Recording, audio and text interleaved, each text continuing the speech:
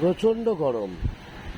এই গরমকে প্রতিহত করতে গেলে একটা প্রাপ্তবয়স্ক লোকের 4 লিটারের ওপরে জল খাওয়ার প্রয়োজন আছে লেবু শরবত করে খাওয়া, তাতে 1 চামচ নুন এবং 3 চামচ চিনি দিয়ে মিশ্রণ করে খাবার। প্রয়োজন আছে মাথার উপর ছাতাটাকে ভিজিয়ে দিয়ে টাঙিয়ে নেওয়া। প্রয়োজন আছে শীতের হালকা ধোলা পোশাক পরার। মনে রাখবেন, আজকে ছিল বরানগরে 41 ডিগ্রি সেন্টিগ্রেড, বেলা 1টার সময়ের অঙ্ক।